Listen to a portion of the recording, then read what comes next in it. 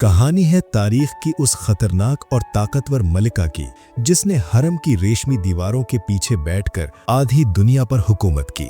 ایک ایسی عورت جس کے اشارے پر وزیروں کے سر کٹ جاتے تھے، جس کی مٹھی میں سلطنت کا خزانہ تھا اور جس نے اقتدار یعنی پاور کے لیے اپنے ہی بچوں کی قربانی دینے سے بھی دریغ نہیں کیا۔ یہ داستان ہے ماہ پیکر قوسم سلطان کی، سلطنت عثمانیہ کی سب سے طاقتور خاتون۔ کہانی یونان گریس کے ایک چھوٹے سے جزیرے ٹینوس سے شروع ہوتی ہے۔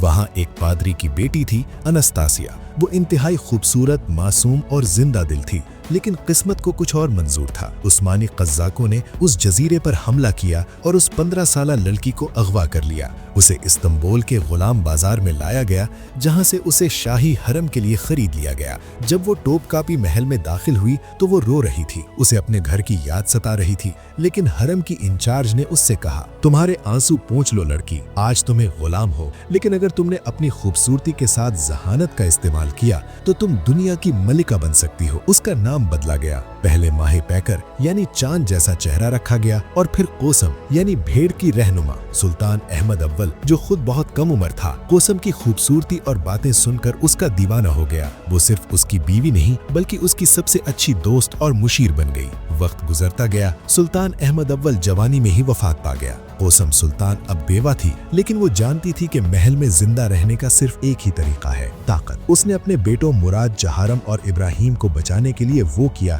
جو کسی نے سوچا بھی نہیں تھا۔ اس نے قانون بدلوایا کہ سلطان کے مرنے کے بعد بھائی کو قتل نہیں کیا جائے گا۔ جب اس کا بیٹا مراد جہارم صرف 11 سال کی عمر میں سلطان بنا تو قوسم سلطان نے سلطنت کی باغ ڈور اپنے ہاتھ میں لے لی۔ تاریخ میں پہلی بار ایک عورت باضابطہ طور پر نائب سلطنت بنی۔ وہ پردے کے پیچھے بیٹھتی اور دیوان یعنی کابینہ کے وزیر اس کے سامنے سر جھکا کر کھڑے ہوتے۔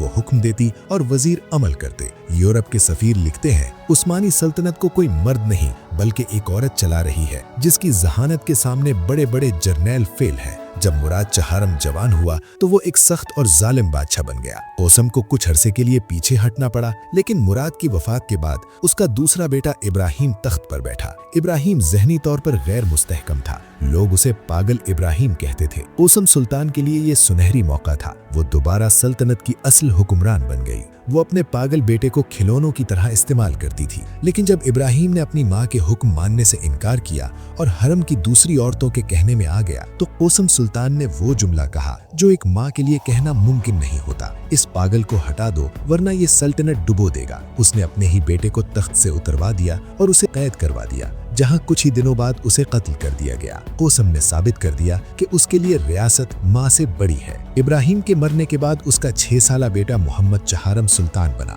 محمد کی ماں ترہان سلطان تھی۔ وہ جوان تھی، خوبصورت تھی اور قوسم کی طرح ہی چالاک تھی۔ یہاں سے شروع ہوئی محل کی سب سے خطرناک جنگ۔ قوسم سلطان یعنی دادی خود کو بیوک والدہ کہلواتی تھی اور چاہتی تھی کہ حکومت اس کے ہاتھ میں رہے۔ ترہان سلطان یعنی ماں چاہتی تھی کہ اب دادی کا راج ختم ہو اور وہ حکومت کرے۔ محل 2 حصوں میں بٹ گیا۔ ایک طرف قوسم کے وفادار خونی سپاہی یعنی جینیسریز تھے اور دوسری طرف ترہان کے وفادار خواجہ سرا۔ قوسم نے فیصلہ کر لیا، میں محمد کو قتل کروا کر کسی اور شہزادے کو بٹھا دوں گی جس کی ماں سادہ ہو۔ اس نے ایک رات محمد جہارم کو زہر دینے کا منصوبہ بنایا، لیکن محل کی دیواروں کے بھی کان ہوتے ہیں۔ قوسم کی ایک کنیز نے یہ راز ترہان سلطان کو بتا دیا۔ یہ 2 ستمبر 1651 کی رات تھی، رمضان کا مہینہ تھا۔ ترہان سلطان نے اپنے وفادار کالے خواجہ سراؤں کو حکم دیا، آج رات قوسم کا سورج ہمیشہ کے لیے غروب ہو جانا چاہیے۔ جب قوسم سلطان اپنے کمرے میں سو رہی تھی، اچانک دروازے ٹوٹنے کی آواز آئی۔ وہ سمجھ گئی کہ بازی پلٹ چکی ہے۔ وہ چھپنے کے لیے ایک الماری یعنی کیبنٹ میں گھس گئی۔ باغی اندر داخل ہوئے، انہوں نے پورا کمرہ چھان مارا۔ آخرکار ایک سپاہی نے قوسم کے ریشمی لباس کا کونا الماری سے باہر لٹکتا دیکھا۔ اس نے قوسم کو بالوں سے پکڑ کر باہر گھسیٹا۔ وہ بوڑھی تھی لیکن شیرنی کی طرح لڑی۔ اس نے جیبوں سے سونا اور جواہرات پھینکے تاکہ سپاہی لالچ میں آ کر اسے چھوڑ دیں، لیکن وہ باز نہیں آئے۔ حرم کے بیچوں بیچ دنیا کی سب سے طاقتور عورت زمین پر پڑی تھی۔ ترہان کے حکم پر ایک خواجہ سرا نے پردے کی موٹی ریشمی ڈوری اتاری اور قوسم سلطان کے گلے میں ڈال دی۔ قوسم نے مزاحمت کی لیکن وہ اکیلی تھی۔ ریشمی ڈوری ٹائٹ ہوتی گئی اور آخرکار وہ سانسیں رک گئیں، جن کے حکم سے پوری دنیا ہلتی تھی۔ اگلی صبح جب استنبول جاگا تو خبر پھیل گئی، والدہ معظمہ قتل ہو گئی۔ عوام دھاڑے مار کر روئے، کیونکہ قوسم محل میں چاہے جتنی ظالم تھی، غریبوں کے لیے وہ ایک فرشتہ تھی۔ وہ روزانہ ہزاروں لوگوں کو کھانا खाना खिलाती थी, यतीम लड़कियों की शादी करवाती थी और कर्जदारों का कर्ज उतारती थी।